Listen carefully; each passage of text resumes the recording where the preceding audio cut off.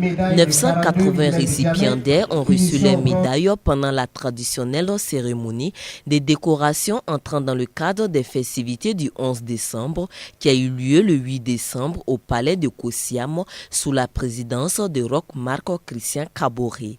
Des 980, 479 ont été distingués dans l'ordre national, dont l'ancien président de la commission de la communauté économique des États de l'Afrique de l'Ouest, Kadri Désiré Ouedraogo, qui a été élevé au rang des dignités des Grands Croix.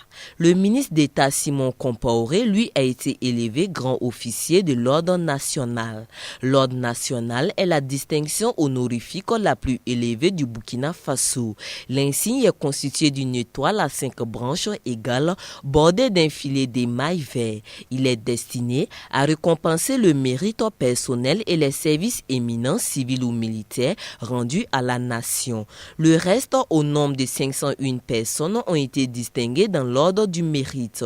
L'insigne de l'ordre du mérite est constitué d'une médaille en bronze estampée double face et est destiné à récompenser toute personne qui se serait distinguée par son dévouement, sa valeur professionnelle, la durée et la qualité de ses services publics ou privés. Cette cérémonie de décoration vise à promouvoir la culture de l'excellence et à reconnaître le mérite des hommes et des femmes qui ont œuvré pour le bien de la nation burkinabé.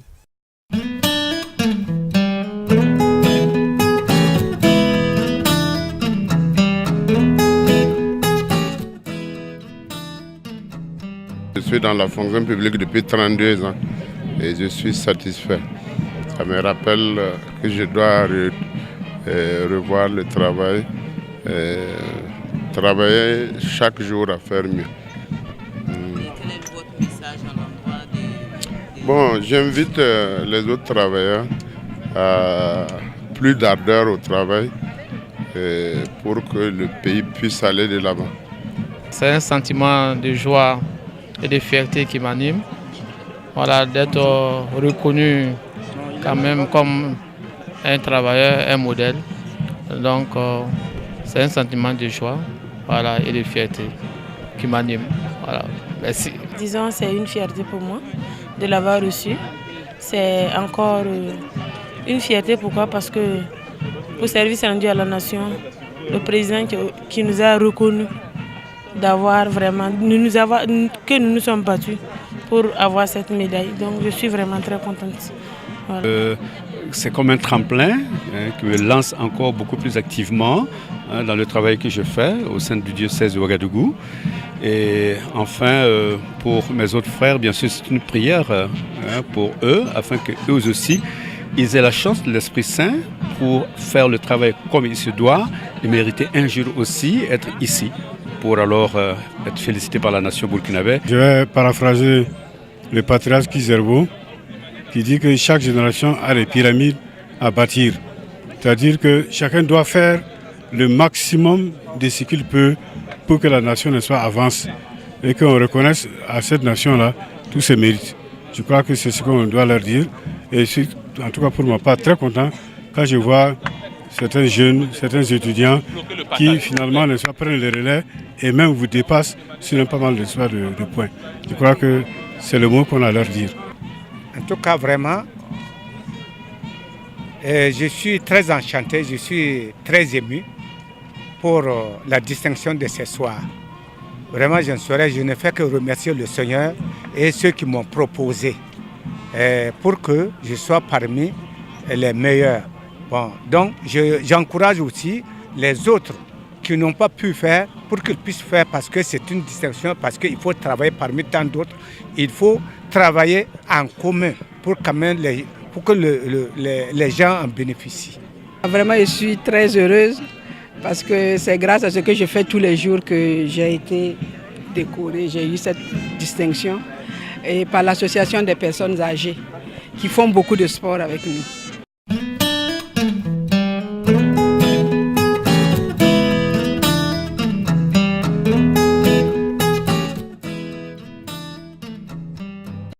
Le 13 décembre est une date mémorable au Burkina Faso car il marque la disparition tragique du journaliste Norbert Zongo et de ses compagnons Ernest Zongo, Blaise Ilboudo et Ablassé Nikiema. Cette année 2016 sera le 18e anniversaire de la commémoration.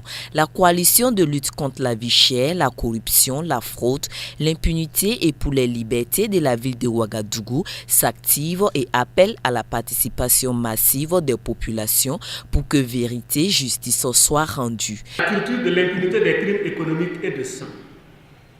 Face à la baisse continue du pouvoir d'achat, l'augmentation des prix de produits de première nécessité et la paupérisation continue de nos populations, la coordination des CCVC de la ville appelle les populations de Ouagadougou à, premièrement, s'organiser au sein des CCVC contre la vie chère et pour de meilleures conditions de vie. Deuxièmement, exiger vérité et justice pour Norbert Zongo et ses 3 compagnons d'infortune, Flavien Nébié, le juge Salifou Nébié, Thomas Sankara, Dabo Boukari, les martyrs de l'insurrection populaire et du coup d'État du 16 septembre 2015. Renforcer et défendre les CDAIP pour l'approfondissement des acquis de l'insurrection et pour la libération nationale et sociale. Quatrièmement, réclamer l'audit des communes sur la gestion du foncier et la sanction des maires indélicats. Cinquièmement, dénoncer fermement les mises en liberté provisoire des anciens dignitaires, anciens maires, anciens ministres, maires et autres, et exiger leur jugement diligent et des sanctions à la hauteur de leur forfait. Sixièmement, participer massivement aux activités commémoratives entrant dans le cadre du 13 décembre 2016. On ne se fatiguera pas. Le premier anniversaire de la mort de Norbert Zongo et de ses compagnons, des gourmets ont été distribués par ceux qui sont au pouvoir aujourd'hui pour marquer la marche. Et quand nous on a quitté les cimetières pour rejoindre la bourse ici, c'était vraiment un calvaire. C'est parce qu'on était organisé. On s'est attrapé les mains pour pouvoir rejoindre la boule du travail. À l'époque, des gens ont enjambé des murs parce que le peuple a dit non et il veut la vérité. Et c'est ça qu'ils ont fait. Donc, nous sommes sûrs que le peuple remportera la victoire, quel qu'en soit Delta. Et c'est ça la vérité, c'est ça que nous cherchons. C'est cette mobilisation radicale et horizontale que nous sommes en train de chercher et nous trouverons là les voies pour arriver à cette situation. Du reste, des rassemblements sont prévus le 13 au cimetière de Gounguin pour le dépôt de gerbes et à la place de la Nation en ce qui concerne la marche au meeting. Avec son slogan « Paix et liberté pour le peuple », la CCVC de la ville de Ouagadougou encourage les Burkinabés à la lutte.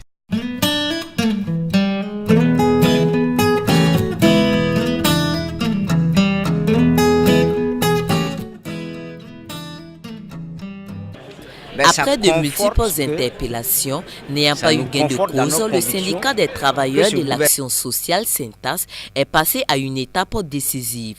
Il a entamé à compter de ce jour une grève de 48 heures pour protester contre ce qu'il qualifie de dérives dans la gouvernance. Dans la déclaration, on a attiré son attention sur le fait qu'il pourrait avoir des nominations qui n'allaient pas répondre à un certain nombre de critères et que certainement les travailleurs allaient refuser. Mais bizarrement, c'est pile poil dans notre inquiétude qu'ils sont tombés et ils sont venus renforcer les soupçons qu'on avait. Nous, on ne juge pas de leurs compétences. S'ils ont des compétences, je crois qu'au niveau du département en charge de la femme, il y a également de ces compétences. Des compétences bien entendu qui sont formées, qui ont été recrutées sur fond de sélection, concours. Ils ont été formés par l'argent du contribuable et devaient sortir pour servir le contribuable. Et on met de côté ce personnel et on fait appel à d'autres personnels On n'a rien contre eux, contre les compétences qu'ils ont, mais ils pouvaient être mieux utilisés dans les départements pour lesquels ils ont été formés. Quand je prends l'exemple d'un professeur certifié, comprenez avec moi que dans cette période où le manque de personnel enseignant dans nos lycées et collèges est très criard, c'est en ce moment qu'on choisit de débaucher des professeurs certifiés pour amener nommer à des postes qui plus est techniques et laisser nos enfants en déshérence. Dans cette lutte, le Syntas a bénéficié du soutien de l'unité d'action syndicale qui a tenu par ailleurs une conférence de presse sur le thème « La défense et l'approfondissement des acquis de l'insurrection populaire et de la résistance au putsch manqué ». La réalisation de l'insurrection populaire et de la résistance héroïque contre le putsch sont en eux-mêmes des acquis. D'autant que l'article 35 de la Déclaration universelle des droits de l'homme et des peuples, en son article 35 précisément, encourage les peuples à ce qu'ils prennent leurs responsabilités quand un gouvernement viole les droits de ce peuple. Et dans ce sens, la résistance et l'insurrection sont considérées comme un droit, mais aussi un devoir pour tout le peuple et toute portion du peuple. Donc, arriver à réaliser ces événements au Burkina, c'est un acquis pour le peuple. Mais nous disons que ce n'est pas la fin. L'insurrection et la résistance doivent être considérées comme des étapes du progrès de notre peuple vers sa libération nationale et un progrès social véritable. Donc le peuple doit davantage se mobiliser, s'organiser et rester au front pour que les prochaines étapes soient des étapes plus glorieuses. L'autre acquis que nous pouvons énumérer au niveau de l'insurrection, c'est la sauvegarde de la liberté d'expression, la liberté politique, les libertés démocratiques et les libertés syndicales. Si vous vivez et que vous n'avez pas cette liberté de vous exprimer, c'est clair qu'on ne va pas savoir de quoi vous vivez et de quoi vous souffrez. Donc voilà pourquoi pour nous, donner les moyens aux médias, tels que les médias publics qui sont en lutte, à savoir la transformation des médias d'État en société d'État, c'est un élément qu'on ne doit pas négocier, d'autant que c'est conféré par une loi qui a été votée par le CNT. Et la liberté d'expression à travers les réseaux sociaux, à travers les émissions interactives, doivent être protégées, doivent être défendus et approfondis. Bassolement Bazier a interpellé les travailleurs du secteur informel à être conscients que les organisations syndicales du Burkina Faso travaillent à la fois pour l'amélioration des conditions de vie et de travail du fonctionnaire que de l'informel et invite de ce fait les Burkinabés à la vigilance car, dit-il, aucun acquis n'est définitivement acquis car lorsqu'on dort, on peut le perdre.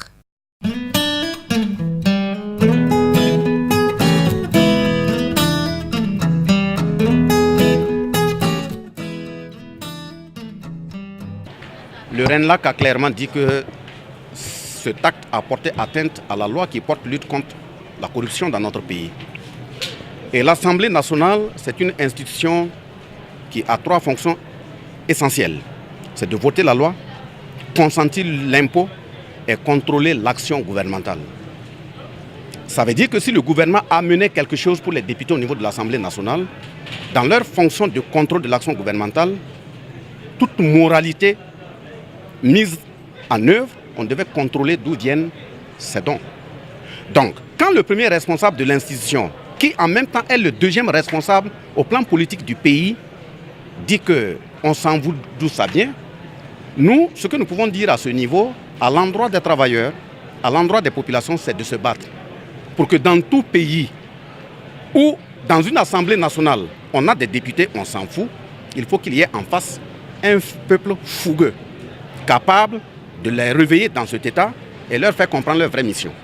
Et le fait d'aboutir à la remise de ces tablettes, c'est ce que nous avons appris, c'est un acquis de la lutte du peuple et du veille du peuple, du contrôle populaire. Le peuple doit être encouragé et félicité à aller dans ce sens. Pour tout député qui, en toute conscience, âme et conscience, aurait estimé que c'était des tablettes à ne pas recevoir, on ne peut que les féliciter et les encourager à aller dans ce sens. Mais nos hommes politiques, il faut qu'ils sachent savoir d'où ils viennent.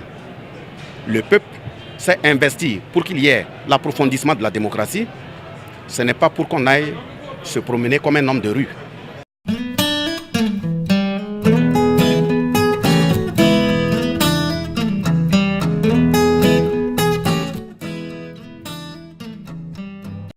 Les revendications ou manifestations de tout genre sont des moyens de lutte pour le Burkinabé pour s'assurer un avenir meilleur. Pendant que le Syntas mène sa grève de 48 heures à la Bourse du Travail, la coopération Soremib de l'Association nationale des travailleurs déflatés ANTD était face aux journalistes dans les mêmes locaux de la Bourse du Travail pour revendiquer leurs droits. Premièrement, sur l'indemnisation des ex-travailleurs de Soremib, de la Sahelian Goldfield, qui est une indemnisation pour les compressés de 10 août 1990 de 60 mois de salaire et l'application de l'accord partiel signé à Koudougou lors de la fermeture en 1999 de la Soremib. Et les commerçants, parce que nous évoluons aussi dans un monde où il y a les commerçants qui ont fourni et ils nous ont approchés. Ils ont fourni leurs services à la société canadienne Sahelian Goldfield et en fait, ils n'ont pas été payés ni par la société, ni par le liquidateur. Enfin, les travailleurs de la SAP, la société d'assistance et de protection, qui a spolié les paysans et qui ne les a pas payés.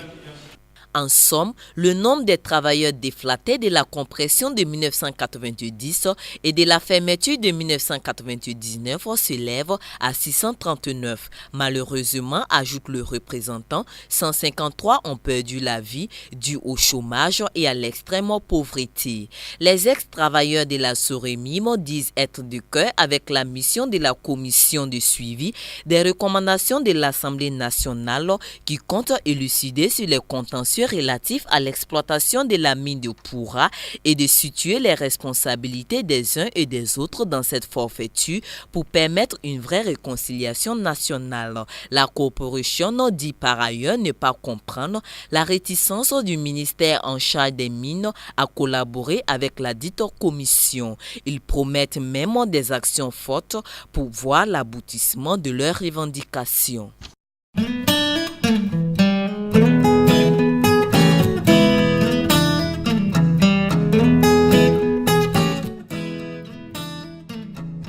La représentation nationale a reçu des tablettes qui ont fait l'objet de polémiques au sein du peuple.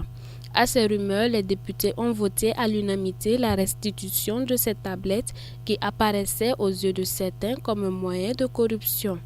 À cette nouvelle donne, un tour dans les artères de la capitale nous a permis de prendre les avis de quelques citoyens burkinabés. C'est une très bonne idée, puisque si on reconnaît une faute, on peut le corriger. Il n'est jamais tard de corriger une erreur. Voilà, donc moi, c'est une très bonne initiative qu'ils ont prise. Et ça part à la rencontre de toute la population. Tout le monde va être soulagé, voilà, par rapport aux critiques. Je pense que c'est véritablement une très bonne chose parce que ça montre à quel degré ces députés ont intégré les préoccupations du peuple que nous avons connues au cours de l'insurrection populaire. Véritablement, c'est une sagesse que moi je salue à sa juste valeur. Il faut dire que nous avons beaucoup de gens dans ce pays-là. Le fait qu'il y ait des gens qui soient là pour observer, parler, dénoncer, c'est une très bonne chose. Mais le fait également qu'à l'opposé, les gens prennent en compte les préoccupations du peuple, je pense que c'est une très bonne chose. Des avis dispatchés pour les uns, pour un don déjà reçu, il n'y avait plus de raison de le remettre, tandis que les autres pensent que l'Assemblée nationale a tenu compte des rumeurs qui se susurraient au sein de la population. Moi, je pense que remettre ces tablettes-là, bon, ce n'est pas un bon signe. Pourquoi remettre? Avant de recevoir en fait les tablettes, je pense que l'Assemblée nationale avait une raison qui s'expliquait. Voilà, je pense que cette raison-là, si elle tenait jusqu'à aujourd'hui, l'Assemblée nationale n'avait pas besoin de remettre ces tablettes-là, mais plutôt de travailler à avoir une bonne communication qui allait justifier l'intérêt de recevoir ces tablettes-là. Il faut qu'ils puissent nous convaincre la population. Parce que du moment où la population était contre, c'est qu'eux aussi, ils ont leur opinion, ils ont leur manière de voir les choses et de comprendre. C'était à l'Assemblée de venir faire comprendre aux gens, non, convaincre. Venir avec des arguments qui peuvent convaincre, parce que les gens n'ont pas été convaincus. S'ils ont pu convaincre les gens, ils seront d'accord. Mais s'il n'y a pas eu de conviction, bon, ils ne seront pas. Voilà. Et vu ce que le président a parlé jusqu'à dire qu'on s'en fout, donc ça a été révoltant. Cependant, si les élus nationaux décidaient de voter un budget afin de s'équiper sur les nouvelles technologies, les avis seront de nouveau divers. Mais s'il y a beaucoup de discussions autour des tablettes, ils vont remettre les tablettes. Je crois que l'Assemblée représente le peuple. Et si on a donné un don, l'Assemblée n'est pas outillée. Ils ont pris ça à remettre à nos propres députés, que nous, on a voté. On n'a pas de l'argent pour acheter les tablettes pour eux. Donc, si vous faisiez beaucoup de bruit, on va remettre. D'autant plus que les tablettes n'ont pas été remises à l'Assemblée directement. Ils ont trouvé logique de donner à l'Assemblée qui a besoin. Les députés vont travailler avec ça. Et si l'Assemblée votait un budget pour acheter des tablettes, qu'est-ce qu'on allait dire? Ils ont dépensé, on est à un état. Maintenant qu'on donne un don, le ministère décide de donner à l'Assemblée qui est mal équipée. C'est d'abord au ministère qu'on devait parler. Donc le ministère ne devait pas prendre les tablettes. De part et d'autre, les opinions diffèrent. Il serait donc nécessaire de privilégier la bonne gouvernance au travers d'une excellente communication entre élus et peuple.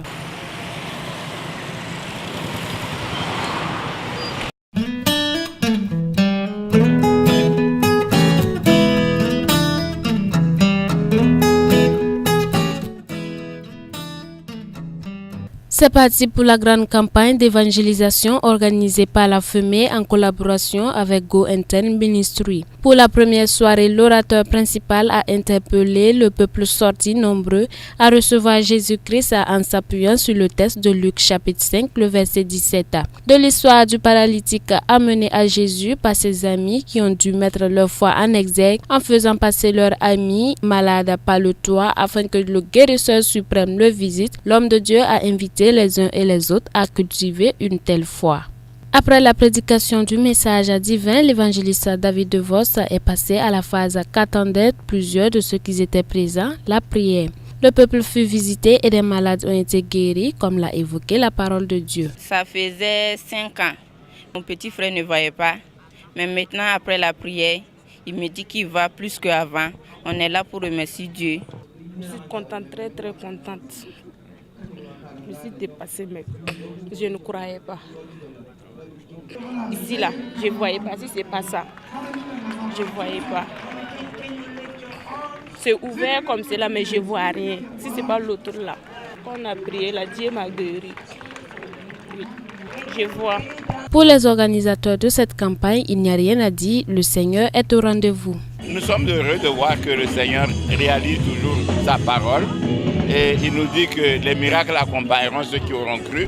On a vu des âmes sauvées, on a vu des personnes qui rendent témoignage qu'elles ont été guéries. Donc nous remercions le Seigneur.